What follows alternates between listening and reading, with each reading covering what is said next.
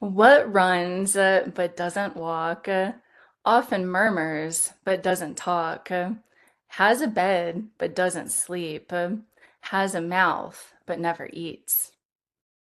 The answer is a river. Rivers provide us with easier access to water so that we can spread out over larger regions. That prevents us from having to live on top of each other. I have a lot of familiarity with our rivers because I've spent thousands of hours kayaking down them, both in gentle waters as well as in rapids. In doing so, it does require staying current, pun intended, with the ever-changing flow of water and the landscape that it affects. The Salt River, which is near to all of us, offers us an abundance of benefits, from being a source of water to a place to cool down on a hot summer day. The first benefit is that the Salt River is the biggest source of water for the greater Phoenix area. According to the Yale School of Environment, the Salt River Project, better known as SRP, provides about 60% of all of the valley's needs for water. This occurs from snowmelt off of the White Mountains that then travels down the Upper Salt River, where it then stores in a series of reservoirs, the first one being Lake Roosevelt.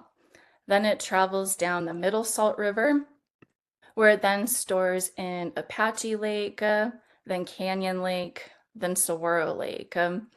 These reservoirs have been created by the installation of dams, which allows SRP to control the flow of water depending on supply and demand. This can vary greatly between times of flood and times of drought. When SRP does release water from the dams, it then flows down the Lower Salt River into a channel of canals. These canals, according to SRP, span over 131 miles throughout the valley. They go through a water treatment plant, and then the water is pumped through underground pipes up directly into our homes. Interestingly, many of these canals were dug by the Hohokam natives over 1,000 years ago and are considered, according to the Arizona Museum of Natural History, to be the most advanced irrigation system in all of prehistoric North America. Pretty cool, right? The other benefit that the Salt River offers us is outdoor recreation opportunities. One of the most popular of these is tubing. During the hot summer months when the water flow is increased because of the higher demand, many locals flock to the lower Salt River so that they can enjoy a leisurely float down a relatively calm stretch of the river that just has a couple mile class 1 rapids. A company called Salt River Tubing makes it very accessible for everyone by renting out inner tubes and providing shuttle rides back to the launch site so that people don't have to bring two vehicles along.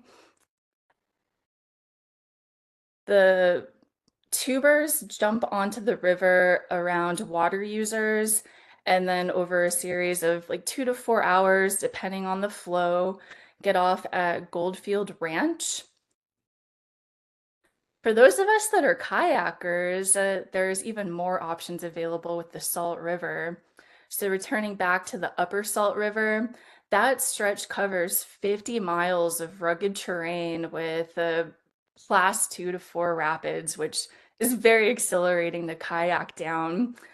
For those that might not have those kind of technical skills, though, there is a company called Salt River Rafting that will take groups of people out on an inflatable raft with a trained professional so that they can get a small experience of going through the Whitewater Rapids over a shorter run. As for the Middle Salt River, because of all of those dams, kayakers can't go all the way through it. Only portions are accessible. So kayakers can put in just below Roosevelt Dam and then kayak all the way into Apache Lake. That's a really calm area. There's no rapids.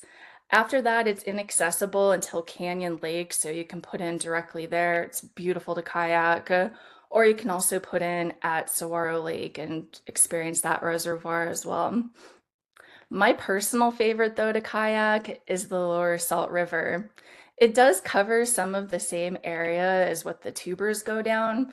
However, kayakers can enter just below Saguaro Lakes Dam and then go all the way down to Granite Reef before it enters a restricted reservation area. My favorite part of that stretch is right around Coon Bluff because the wild horses frequent that area. Other activities that can be enjoyed at the Salt River include hiking trails that run adjacent to the river, fishing, birding, paddleboarding, having picnics, hanging in a hammock watching the water flow by, and boating in the reservoirs. There truly is something for everyone to enjoy at the Salt River. From being a source of water to offering us so many outdoor recreational activities, the Salt River is a noteworthy feature for all of us here in the valley. Perhaps when you're drinking a tall glass of water on a hot summer day, you too will be reminded of the gift that keeps on giving, our Salt River.